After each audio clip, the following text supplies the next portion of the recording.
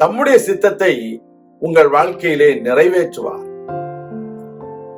அவர் உங்களை குறித்து என்ன சித்தம் வைத்திருக்கிறாரோ அவை எல்லாவற்றையும் அவர் நிறைவேற்ற வல்லவர். எனவே நீங்கள் தொடர்ந்து செய்தியோடு இணைந்திருங்கள். முடிவிலே நான் உங்களுக்காக ஜெபிக்கிறேன். உங்களுக்காக கர்த்தர் செய்கிற காரியத்தை தடுத்து நிறுத்தி என்ன செய்கிறீர், அவருக்காக செய்யக்கூடாது. அதுதான் அந்த பாருங்க 21வது வசனம், எண்ணாகமம் 23:21 வாசித்தோம். அங்கே என்ன சொல்ற, ஆண்டவர் எதை காண்கிறதில்லை என்று வாசிக்கிறோம். அங்கே எண்ணாகமத்தில் வாசிக்கும் பொழுது வேதம் சொல்கிறது, அவர் யாக்கோபில அக்கிரமத்தை காண்கிறதும் இல்லை, இஸ்ரவேலில குற்றத்தை பார்க்கிறதும் இல்லை. விசுவாசிகள் சொல்லுங்க, இன்றைக்கு உங்களுடைய அக்கிரமத்தை காண்கிறதில்லை, உங்களுடைய குற்றத்தை அவர் பார்க்கிறதில்லை. காரணம், நீங்களும் நானும் இயேசு கிறிஸ்து ரத்தத்தினால கழுவப்பட்டிருக்கிறோம். விசுவாசிக்கிறவங்க இயேசு ரத்தத்தினால கழுவப்பட்டவங்க ஒரு ஆளே சொல்லுங்க. ஹல்லேலூயா. Because we are washed by the blood of Jesus Christ. He has not observed the iniquity in Jacob, nor he has seen the wickedness in Israel. Hallelujah. நம்மிடத்துல குற்றம் இல்லைன்னு நினைக்கிறீங்களா? நம்மிடத்துல அக்கிரமம் இல்லைன்னு நினைக்கிறீங்களா? இருக்குது. ஆனா அவர் அதை பார்க்கிறது இல்லை, அதை காண்கிறது இல்லை.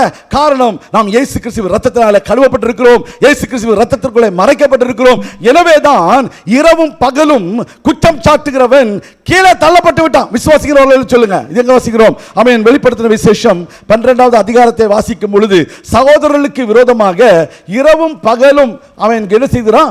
குற்றம் சாட்டிக் கொண்டே இருக்கிறான். ஹல்லேலூயா. 12:10 வாசிக்கும் பொழுது, அவன் இப்பொழுது ரட்சிப்பும் வல்லமையும் நமது தேவனுடைய ராஜ்யமும் அவருடைய கிறிஸ்துவின் அதிகாரமும் உண்டாயிருக்கிறது. இரவும் பகலும் நம்முடைய தேவனுக்கு முன்பாக நம்முடைய சகோதரர் மேல் குற்றம் சுமத்தும் பொருட்டு அவர்கள் மேல் குற்றம் சாட்டுகிறவன் தாழ தள்ளுண்டு போனான். ஹல்லேலூயா. கரங்களை தட்டி ஒரு அல்லேலூயா சொல்லுங்க. இன்னைக்கு உங்களுடைய அக்கிரமத்தை அவர் பார்க்கிறது இல்ல, உங்களுடைய குற்றத்தை அவர் காண்கிறது இல்ல. காரணம் என்ன? குற்றம் சாட்டுகிறவன் கீழே தள்ளப்பட்டு போனான். என் ஆண்டவராய் இயேசு கிறிஸ்து மரணத்தை ஜெயித்தார். ஹல்லேலூயா. உயிர்த்தெழுந்தார், நமக்காக பரிந்து பேசிக் கொண்டிருக்கிறார். ஹல்லேலூயா. இதை நம்ம நினைக்கும் பொழுது கர்த்தருடைய பிள்ளைகளே, தேவ சித்தத்தை தேவன் நிறைவேற்றுவதற்கு அவரை தடை பண்ண யாருக்கும் முடியாதுங்க. ஹல்லேலூயா சொல்லுங்க.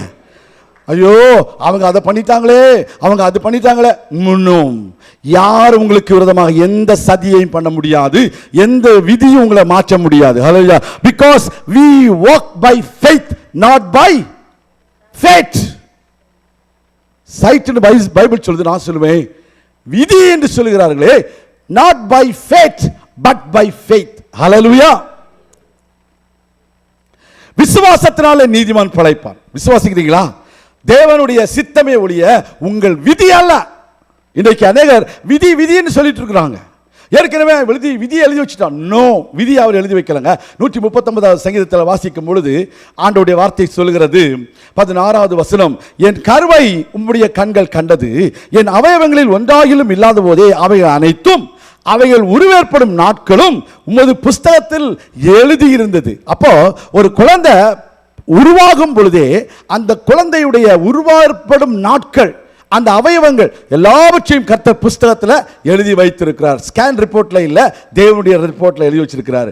அதோடு மாத்திரமல்ல, தேவனே 17வது வசனம், உமது ஆலோசனைகள் எனக்கு எத்தனை அருமையானவைகள். The word of God says, how precious also are your thoughts to me. தேவனுடைய ஆலோசனை என்பது என்ன? அவருடைய சித்தத்தை குறிக்கிறது. அவர் உங்களை குறித்து வைத்திருக்கிற எண்ணத்தை குறிக்கிறது. அந்த எண்ணங்கள் they are very precious. எத்தனை அருமையானவைகள். Oh God, how great is the sum of them. Amen. அவைகளின் தொகை எவ்வளவு அதிகம். இப்போ உங்களை குறித்து நீங்கள் பிறக்கும் பொழுதே, நீங்கள் உங்கள் தாயின் வயிற்றில் உருவாகும் பொழுதே கர்த்தர் எல்லாவற்றையும் எழுதி வைத்திருக்கிறார். இந்தந்த நாளில் இன்னென்ன காரியங்களை கர்த்தர் உங்களுக்கு தர வேண்டும், உங்களை கர்த்தர் ஆசீர்வதிக்க வேண்டும் என்று அவர் எழுதி வைத்திருக்கிறார். விசுவாசிக்கிறவங்களா அவரையா சொல்லுங்க. அப்போ தேவனுடைய பிள்ளைகளே, அவர் வசனம் வாசிக்கிறோம். தானியேல் 34ஆம் அதிகாரம் 32வது வசனத்தில் அந்த ராஜா சொல்கிறதை, தமக்கு சித்தமா இருக்கிறவனுக்கு அவர் அதை கொடுக்கிறார். ஹல்லேலூயா. எதை கொடுக்கிறார்? ராஜ்யத்தை கொடுக்கிறார் என்று பார்க்கிறோம். 4ஆம் அதிகாரம் 32வது வசனத்தில் வாசிக்கிறோம். அப்போ எல்லாமே தமக்கு சித்தமானவனுக்கு தான் அவர் செய்வார். இன்றைக்கு உங்களை குறித்து தேவன் வைத்திருக்கிற தம்முடைய சித்தத்தை அவர் நிறைவேற்றுவார். விசுவாசிக்கிறவர்களே சொல்லுங்க. அப்ப பாருங்க, கர்த்தருடைய வார்த்தை சொல்றது, சங்கீதம் 115 சங்கீதம் 3வது வசனத்தை வாசிக்கும் பொழுது, நம்முடைய தேவன் தமக்கு சித்தமான யாவையும் செய்வார் என்று வாசிக்கிறோம். எப்படி? தமக்கு சித்தமான யாவையும் செய்வார் அப்படின்னா என்ன? அவருடைய சித்தத்தை அவர் நிறைவேற்ற முடியாதபடிக்கு தடுப்பதற்கு யாருமே கிடையாதுங்க. விசுவாசிக்கிறவங்க சொல்லுங்க. So people may say many things. எங்க மாமா அப்படி பண்ணிட்டாருங்க, உங்களுக்கு தெரியுமா, எங்க மாமா எங்க அம்மாவுக்கு ஒண்ணுமே கொடுக்கல, எங்க அம்மாவை சொல்லல, பொதுவாக சொல்லுவாங்க அப்படி. ஆனா கர்த்தர் உங்களை அந்த மாமாவினால ஆசீர்வதிக்க போறதில்ல, தேவன் உங்களை ஆசீர்வதிக்க போறார். விசுவாசிக்கிறவங்க சொல்லுங்க. அநேகர் நினைச்சுக்கிட்டாங்க, மாமா கொடுத்தாதான் என் மாமா எங்க அம்மாவுக்கு கிடைக்கும், அம்மா கொடுத்தாதான் என்ன கிடைக்கும். இல்ல, நீங்க தேவனுடைய பிள்ளை. அல்லேலூயா. அல்லேலூயா சொல்ல முடியுமா? அல்லேலூயா. தேவனுடைய பிள்ளைகளே, 14 வருஷம் ஆமென் தன்னுடைய மாமன் வீட்டில் வேலை செய்தான். 10 வருஷம் சம்பளத்தை மாத்திட்டே இருந்தாங்க. எம்ப்ளாயர் சரி கிடையாது, சம்பளத்தை மாத்திட்டே இருந்தான். சம்பளத்தை இன்க்ரீஸ் எனக்கு ரைஸ் கொடுக்கல, சம்பளத்தை கட் பண்ணிட்டே இருந்தார். யார் அவரு? அந்த மாமா. கடைசியில் போகும்போது போடான்னு சொல்லிட்டு அனுப்பிவிட்டாரு. 11 பிள்ளைகளும் 2 பொண்டாட்டிகளையும் கூட்டிட்டு மாமா வீட்டை விட்டு தனியாக வராரு. பொண்டாட்டிமார் என்ன கொண்டுட்டு வராங்க? சாரி மன்னிக்கும், மனைவிமார் என்ன கொண்டுட்டு வராங்க? என்ன கொண்டுட்டு வராங்க? விக்கிரகங்களை கொண்டுட்டு வராங்க. அப்படிதான் நடக்குது. ஆனா ஆண்டவர் அவன் என்ன சொல்றான்? மனைவியையும் 2 மனைவிமாரையும் 11 பிள்ளைகளையும் விட்டுட்டு யாப்போக்கு என்றதான ஒரு ஆத்திற்கு அந்த பக்கத்தில் கடந்து போய் தனியா நின்று ஜெபிக்கிறான். ஆண்டவர் சொல்லுகிறாரு, இன்னைக்குலேருந்து நீ இஸ்ரவேல். ஒரு அல்லேலூயா சொல்லுங்க. இன்றைக்கு கர்த்தருடைய பிள்ளைகளை அல்லேலூயா தேவனோடு தனித்து நிற்கிற வேளைகளில் கர்த்தர் உங்களுக்கு உங்களுடைய உற்சாகத்தை தருவாருங்க. அதுதான் நான் இன்னைக்கு நிற்கிறேன். விசுவாசிக்கிறோம். அல்லேலூயா சொல்லுங்க. இல்லைன்னா நான் இங்கே நிற்க முடியாது. உங்களை மாதிரி நானும் என்ன நடக்குமோ தெரியலையே, எல்லாரும் வந்து நிற்கிறாங்க, நான் ஒரு ஆள், எல்லாரும் நிற்கிறாங்க, என்ன செய்வாங்களா, அடி தூக்கிடுவாங்களா அப்படின்னு நான் நினைப்பேன். இல்லை, கர்த்தருடைய பிள்ளைகள், நான் என்ன சொல்ல வரேன், ஆண்டவர் சமூகத்தில் நீங்கள் நிற்கும் பொழுது அந்தந்த நாளுக்குரிய வார்த்தைகளை அந்தந்த நாளை கொடுப்பார். அல்லேலூயா, ஸ்தோத்திரம். இது எத்தனை பேர் உங்களுக்கு புரிஞ்சுதோ இல்லையோ, முந்தா நாள் இந்த வசனம் ஏற்கனவே நம்ம பப்ளிஷ் பண்ண ஒரு வீடியோவில் தான் பேசியிருக்கிறேன். இதெல்லாம் கர்த்தர் நம்ம மயப்படட்டும். அப்போ நான் என்ன சொல்ல வரேன், கர்த்தருடைய பிள்ளைகளே, தமக்கு சித்தமான யாவையும் அவர் செய்கிறவர் என்பதை மறந்துவிடக்கூடாது. அதோடு அதே மாதிரி சங்கீதம் 135:6 ஆண்டோடைய வார்த்தை சொல்கிறது, கர்த்தர் தமக்கு சித்தமானதை எல்லாம் செய்கிறார் என்று சொல்லி. கொஞ்சம் யோசிச்சு பாருங்க. பாலாக்கு செய்ய நினைத்தது நடைபெறல. அல்லேலூயா. தேவன் செய்ய நினைத்தது நடைபெற்றது. கர்த்தருக்கு ஸ்தோத்திரம். ஆமான் செய்ய நினைத்தது நடைபெறல, தேவன் செய்ய நினைத்தது ஆமென் இஸ்ரவேல் யூதா ஜனங்கள் வாழ்க்கையிலே நடைபெற்றது. எத்தனை பேர் விசுவாசிக்கிறீங்க? இந்த ஆமான் இந்த ராஜாவோடு கூட சேர்ந்து என்ன செய்துட்டான்? இந்த யூதா ஜனங்களுக்கு விரோதமாக ஒரு தாக்கீது பண்ணுகிறான். அந்த இடத்துல ஒரு புதிய ஒரு திட்டத்தை கொண்டு வரோம். எல்லா யூதர்களும் குறிப்பிட்ட நாளில் கொலை செய்யப்பட வேண்டும் என்று அந்த எஸ்தர் புஸ்தகத்தில் எழுத அவன் செய்தான். யாரு? இந்த ராஜா. இப்பொழுது ராஜாவின் இருதயத்தை தமக்கு சித்தமான திசையில திருப்புகிறவர் நம்முடைய தேவன். இந்த மொர்தெகாயும் இந்த எஸ்தரும் அவளுடைய தோழிகள் எல்லாம் சேர்ந்து உபவாசித்து ஜெபித்தாங்க பாருங்க. யூத ஜனங்கள்லாம் சேர்ந்து ஜெபித்தாங்க பாருங்க. அந்த நாளில எந்த ராஜா யூத ஜனங்களை கொலை செய்யணும்னு திட்டம் போட்டானோ, சட்டம் அங்கே எழுதினானோ, அதே ராஜா யூத மக்கள் எல்லாரும் விடுதலையாக்கப்பட வேண்டும் என்று திட்டத்தை மாற்றினான். விசுவாசிக்கிறவர்களே சொல்லுங்க. இதுதான் தேவனுடைய சித்தம். தேவனுடைய சித்தம் என்ன? இந்த யூதா கோத்திரத்தில் என் ஆண்டவராகிய இயேசு கிறிஸ்து பிறக்க வேண்டும் என்பதுதான். அந்த யூதா கோத்திரம் அழிக்கப்படக்கூடாது என்பதுதான். இன்றைக்கு உங்கள் மூலமாக, என் மூலமாக ஒரு பரிசுத்த சந்ததி உருவாக வேண்டும் என்பதுதான் தேவனுடைய சித்தம். இந்த சித்தத்தை நிறைவேற்றுவதற்கு தேவன் எந்த ராஜாவுடைய இருதயத்தையும் மாற்ற வல்லவராய் இருக்கிறார். விசுவாசிக்கிறவர்களே சொல்லுங்க. அந்த ராஜா அவன் என்ன செய்றான்? அந்த ஆகாஸ்வர ராஜா என்ன செய்கிறான்? அவன் ஸ்தம்பித்து போய் நிற்கிறான். எப்படி நான் இந்த சட்டத்தை நான் பாஸ் பண்ணேன்னு எனக்கே தெரியலங்க அப்படின்னு சொல்லிட்டு ஆமான கூப்பிடுறான். ஓடி வாங்க, ஓடி வான்னு சொல்றான். வந்து ராஜா கனப்படுத்த விரும்புகிறவனுக்கு நம்ம எல்லாம் என்ன செய்யணும் அப்படின்னு கேட்குற உடனே ஆமா நினச்சிக்கிட்டான், நம்மளை தான் ராஜா ரொம்ப நேசிக்கிறாரு, நம்ம சொல்கிறபடியெல்லாம் ராஜா செய்வார், இப்போ நம்மளை தான் கனப்படுத்த போகிறாரு அப்படின்னு நினச்சிட்டு அவன் நல்ல பெரிய திட்டத்தை கொடுத்தான். தேவனுடைய பிள்ளைகளே, உங்கள் எதிராளிகள் மூலமாக உங்களுக்காக நன்மையான திட்டத்தை உருவாக்குகிற தேவன் நம்முடைய தேவன். அல்லேலூயா. அந்த சித்தம் தேவ சித்தம். அல்லேலூயா. அந்த ஆமா நினச்சிக்கிட்டான், இந்த தனக்குத்தான் இந்த மகிமை வர வரப்போகுது, இந்த உயர்வு வரப்போகுது, இந்த கனம் வரப்போகுது என்று நினைத்து கொண்டு தனக்கு பிரியமான எல்லாம் உயர்ந்த காரியங்கள் எல்லாம் அவன் செய்தான். அவன் ஐயோ ராஜா யாரை கனப்படுத்த விரும்புகிறாரோ அவரை அந்த ரதத்து மேல உட்கார வச்சு எல்லாம் பவனி கொண்டு எல்லாருக்கும் சொல்லணும், இவர் தான் ராஜாவால் கனப்படுத்தப்பட்ட மனுஷன் என்று சொல்ல வேண்டும் என்று சொல்லி அவன் நினைத்து கொண்டு அவன் நல்ல திட்டங்களை சொல்லிக் கொடுக்கிறான். யாரு? இந்த ராஜாவுக்கு ஆமான் ஒரு புதிய நல்ல திட்டத்தை கொடுக்கிறான். கடைசியில் பார்த்தா அந்த ராஜாவால் கனப்படுத்தப்பட்ட மனுஷன் யாரு? மொர்தெகாய். ஹல்லேலூயா. ஆமானுக்கே இடி விழுந்த மாதிரி ஆயிடுச்சு. இன்றைக்கு அப்படி யார் உங்களுக்கு எதிராக போய் கோல் சொல்லி கொடுத்து அந்த ராஜாவிடத்தில் போயிட்டு தான் நல்ல பிள்ளையாக நினைக்கிறாரோ கடைசியில் அவனுக்கு தான் இடிவுல போகுது. விசுவாசிக்கிற ஒரு வழியை சொல்லுங்க. தேவ திட்டம், அதுதான் தேவ திட்டம். இன்றைக்கு கர்த்தருடைய பிள்ளைகளே, நீங்கள் செய்த நல்ல காரியங்களை கர்த்தர் எப்பொழுதும் நினைவில் வைத்திருக்கிறார். ஹல்லேலூயா. இந்த ராஜாவை கொலை செய்யும்படிக்கு 2 பேர் என்ன செய்தாங்க? திட்டம் போட்டார்கள். அந்த திட்டத்தை அந்த ராஜாவுடைய வாசல் அண்டையில் இருந்ததான யாரு? இந்த மொர்தெகாய் ராஜாவுக்கு அறிவித்ததை ராஜா மறந்துட்டாரு. யாரு அந்த 2 பேரு? 2 பிரதானிகளாகிய பிக்தானும் தேரேசும். யாரு? இதெல்லாம் பைபிள் இருக்கான்னு பைபிள் இருக்கு, போய் படிச்சு பாருங்க. 2வது அதிகாரம், எஸ்தர் 2வது அதிகாரம் 21வது வசனத்தில் இருக்குது. அப்ப பிக்தானும் அந்த தேரேசும் ராஜாவுக்கு விரோதமாய் போட்ட அந்த திட்டத்தை இந்த மொர்தெகாய் கண்டுபிடித்து ராஜாவின் உயிரை காப்பாற்றினான். அது அவன் செய்த நல்ல காரியம். இன்றைக்கு நீங்க உங்கள் அலுவலகத்தில் செய்கிற நல்ல காரியங்கள் நினைக்கப்படாமல் போகலாம். ஆனால் ஒரு நாள் வரும், அந்த நாளில் அந்த அதிகாரிக்கு, உங்க அதிகாரிக்கு தூக்கம் வராம ஆண்டவர் என்ன செய்வார்?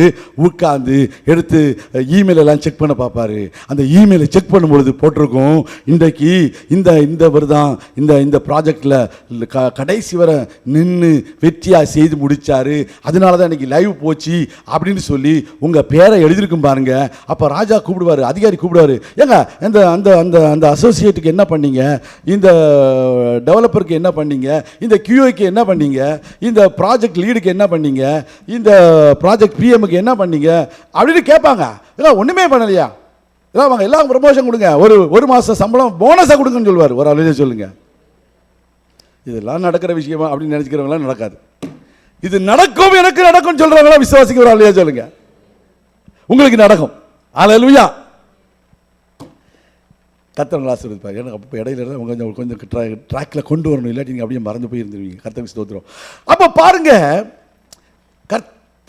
கர்த்தருடைய வார்த்தை சொல்லுது, ஏசாயா 46ஆம் அதிகாரம் 10வது வசனத்தில், என் ஆலோசனை நிலை நிற்கும், எனக்கு சித்தமானவைகளை எல்லாம் செய்வேன் என்று சொல்லி உராய்ஞ்சுகிற ஒரு பட்சியை கிழக்கில் இருந்தும் என் ஆலோசனையை நிறைவேற்றும் மனுஷனை தூர தேசத்திலிருந்தும் வரவழைக்கிறேன். அதை சொன்னேன், அதை நிறைவேற்றுவேன், அதை திட்டம் பண்ணினேன், அதை செய்து முடிப்பேன். கரங்க தட்டி வரலையே சொல்லுவோமா? தேவனுடைய திட்டத்தை நிறைவேற்றுவதற்கு ஒரு மனுஷனை தூர தேசத்திலிருந்து தேவன் வரவழைக்கிறார். விசுவாசிக்கிறவர்களே சொல்லுங்க, புரிஞ்சவங்க எல்லாம் வரலையே சொல்லுங்க. ஹல்லேலூயா.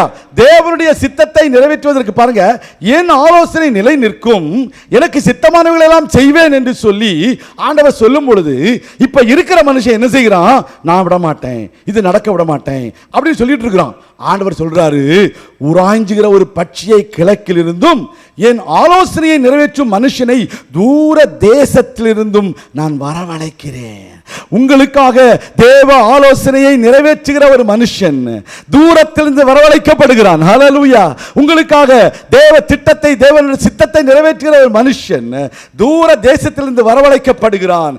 அப்பொழுது அவர் சொன்னார், அதை அவர் நிறைவேற்றுவார். ஹல்லேலூயா. அவர் திட்டம் பண்ணினார், அவர் அதை செய்து முடிப்பார். விசுவாசிக்கிறவர்களே சொல்லுங்க. நான் சொல்லாமலேயே அல்லேலூயா சொன்னீங்கன்னா, சத்தமாக சோத்திரம் பண்ணீங்கன்னா ஆண்டவர் மகிமைப்படுவார், உங்கள் வாழ்க்கையில் செய்வாருங்க. ஒரு அல்லேலூயா சொல்லுங்க. இது நான் என்று சொல்ல ஆண்டவரை குறிக்கிறது. அதை நான் சொன்னேன், அதை நிறைவேற்றுவேன், அதை திட்டம் பண்ணினேன், அதை செய்து முடிப்பேன். தூர தேசத்திலிருந்து ஆண்டவர் ஒரு மனுஷனை வரவழைக்கிறாருங்க உங்களுக்காக. அல்லேலூயா. தன்னுடைய சித்தத்தை நிறைவேற்றும்படிக்கு, அல்லேலூயா, தமக்கு சித்தமானவைகளை அதன் மேல் ஆண்டவர் அதிகாரியாக்குகிறார் என்று சொல்லுது. எப்படி? தம்முடைய சித்தத்தை நிறைவேற்றுவதற்கு ஒரு மனுஷனை அதிகாரியாக மாற்றுகிறாராம். ஏன்னா எனக்கு நிறைய எக்ஸாம்பிள் இருக்குது, ஒவ்வொரு வசனத்துக்கும் ஒரு எக்ஸாம்பிள் இருக்குது. ஆமாம், நான் சொன்ன மாதிரி எஸ்தர் இருக்கிறாங்க, ரூத், இவங்கெல்லாம் கோவிச்சுக்கு போகிறாங்க. பாஸ்டர் என்ன எழுதி வச்சுட்டு எங்களாம் எங்களை டயலாக்லாம் எல்லாம் இருக்குது, எங்களை அதில் சீனில் எல்லாம் கட் பண்ணி விட்டிங்களே எங்களை எல்லாம் அப்படி. அவங்க அப்புறம் யார், ரூத் இருக்காங்க, கானானிய ஸ்திரீ இருக்காங்க, இவங்கெல்லாம் அங்கே இருக்காங்க, இங்கே ரைட் பில்டிங்கில் இருக்காங்க, டயலாகில் இருக்காங்க. ஆனால் பார்த்தீங்கன்னா ஸ்க்ரீனில் பார்த்தீங்கன்னா அவரெல்லாம் வரமாட்டாங்க. கர்த்தருக்கு ஸ்தோத்திரம். அப்போ பாருங்கள் என்ன நடக்குது பாருங்கள். தமக்கு சித்தமானவனை அவர் உயர்த்துவார். விசுவாசிக்கிறவர்களே சொல்லுங்கள். இப்போ என்ன படிச்சுட்டு இருக்கிறோம்? அவர் யார்? அவர் எதை நிறைவேற்றுவாரா? சித்தமானதை நிறைவேற்றுவார். இன்றைக்கு தானியேல் 5ஆம் அதிகாரம் 19வது வசனம் சொல்லுது, தமக்கு சித்தமானவனை உயர்த்துவார், தமக்கு சித்தமானவனை அவர் தாழ்த்துவார். இதுதான் எஸ்தர் ராஜாத்தியோட கதையில் முடிஞ்சது. மொர்தெகாய கர்த்தர் சித்தமானவனை உயர்த்தினார், ஆமான கர்த்தர் தாழ்த்தினார். விசுவாசிங்க சொல்லுங்க. கர்த்தருடைய பிள்ளைகளே, கர்த்தர் உங்கள் வாழ்க்கையில் உங்களை கொண்டு போட்ட திட்டத்தை அவர் நிறைவேற்றுவார். 21வது வசனம் சொல்லுது, தானியேல் 5:21, தமக்கு சித்தமானவனை அதன் மேல் அதிகாரியாக்குகிறார். ஹல்லேலூயா. அதிகாரியாக வைக்கிறது கூட யார் வருவா தெரியுமா? தமக்கு சித்தமானவனை தான் அதிகாரியாக கொண்டு வருவார். ஹல்லேலூயா. The officer who is going to come in power is going to be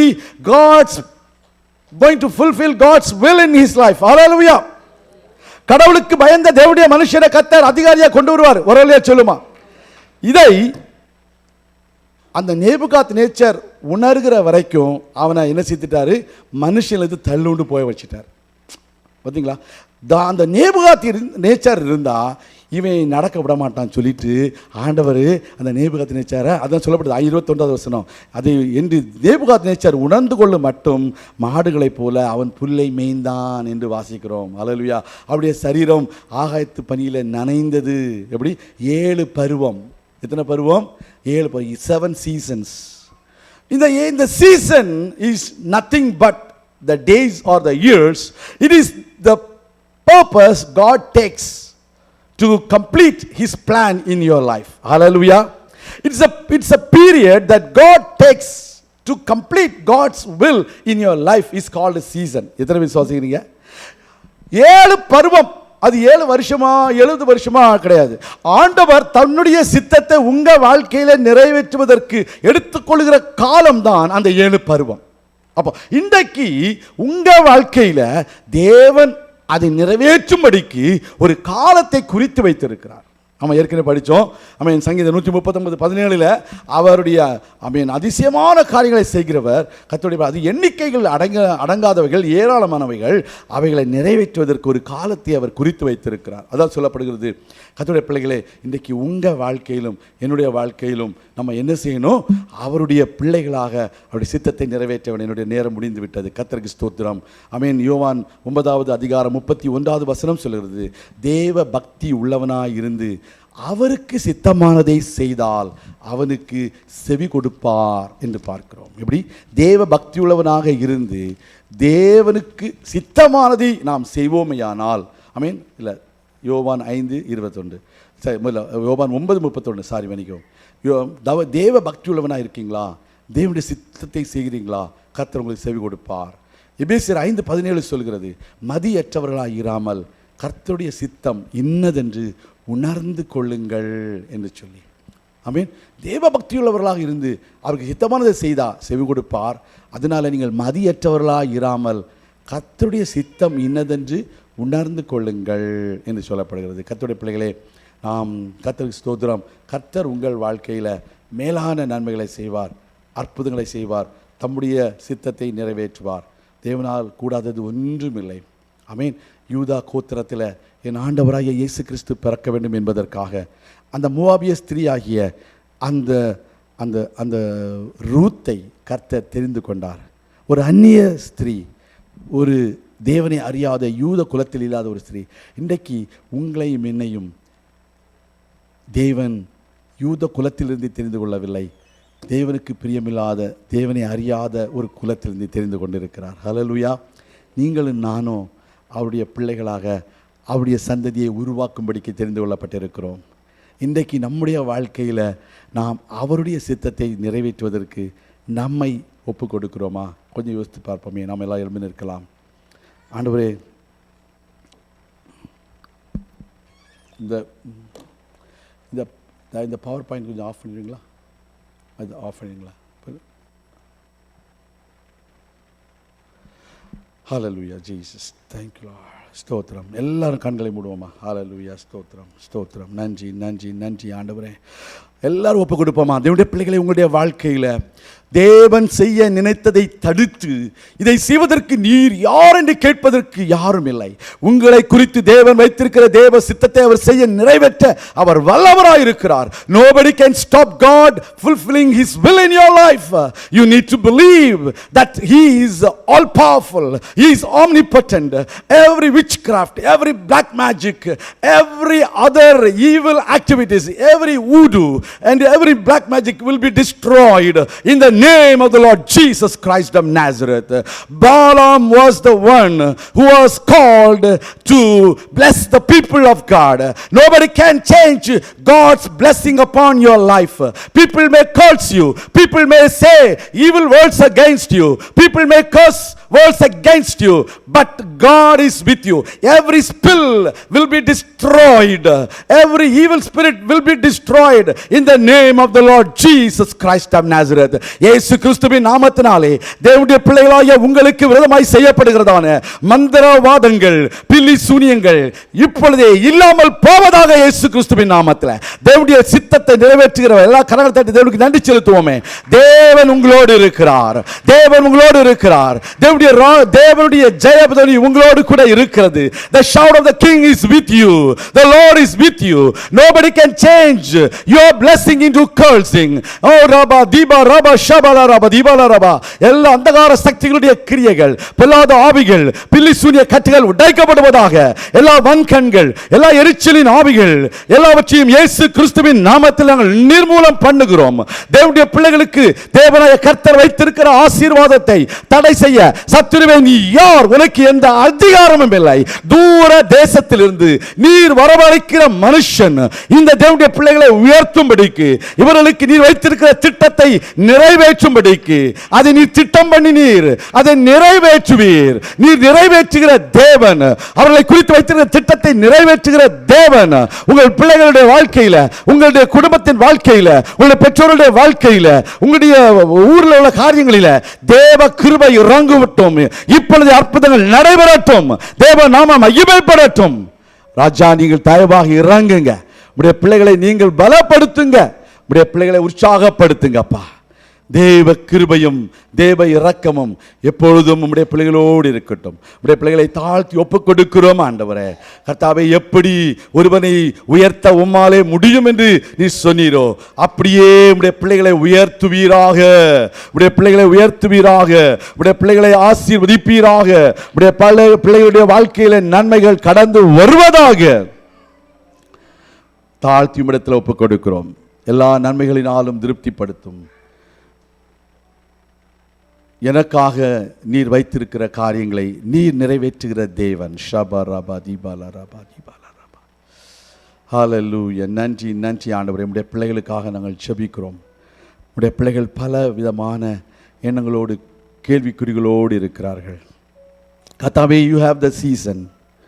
Lord, we know that until you complete the will in their life, you are going to take care of them, Lord. உம்முடைய பிள்ளைகளை குறித்ததான உம்முடைய சித்தம் நிறைவேறு மட்டும் நீர் அவர்களை காத்து வழிநடத்துகிற தேவன் நீர். அவர்களை ஆசீர்வதியும் அப்பா. பிள்ளைகளை ஆசீர்வதியும், வேலைகளை ஆசீர்வதியும், அவர்களுடைய போக்கையும் வரத்தையும் ஆசீர்வதியும். சகல நன்மைகளினாலும் திருப்திப்படுத்தும். தீமைகளுக்கு விலக்கி காத்துக்கொள்ளும். இயேசு கிறிஸ்துவின் நாமத்தில் ஜெபிக்கிறோம் எங்கள் நல்ல பிதாவே. ஆமென். அருமையான தேவனுடைய பிள்ளைகளே, தேவனுடைய சித்தம் உங்கள் மேல் நிறைவேறும் பொழுது உங்களுக்கு நன்மை உண்டாகும்.